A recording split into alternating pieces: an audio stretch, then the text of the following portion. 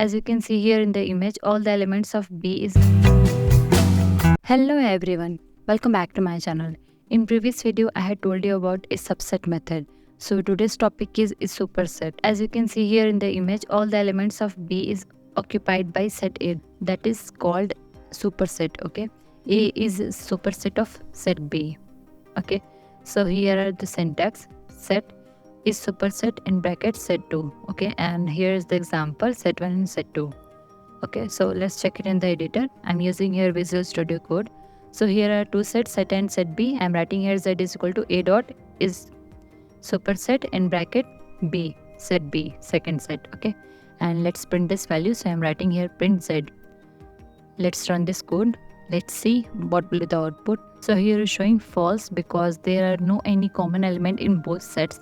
That's why it's showing false here, okay? So let's change this value.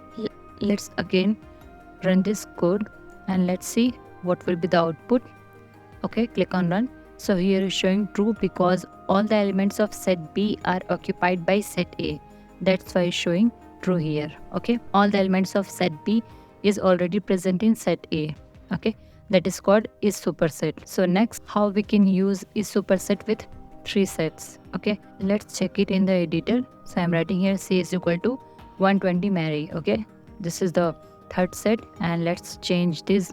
Let's change set A, and again I'm writing here J is equal to, let's suppose B dot is superset third set, which is C. Okay, and again let's print this value. So I'm writing here print J. Okay, and let's run this code. Here is showing true and false. Okay, so true because all the elements of set B are occupied by set A. That is true. Okay, and second is false because all the elements of set C are not occupied by set B. That's why it's showing false here. Okay, if you have any query, then you can ask me in the comment section below. So next is disjoint method.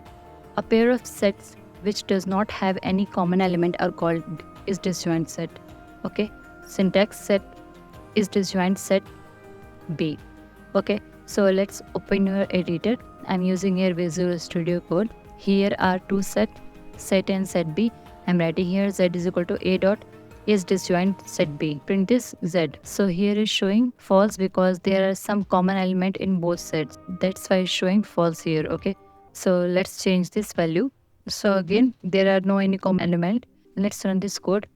True because both the sets does not have any common elements. That's why it's showing true here. Okay, because according to the definition, it does not have any common element. Okay, so if you have any query, then you can ask me in the comment section below. So let's talk about with another example. So I'm using here third set, which is C is equal to 237, and I'm writing here K is equal to B dot is disjoint C. Okay, and again let's print this value. So I'm writing here print K. Okay, so let's run this code.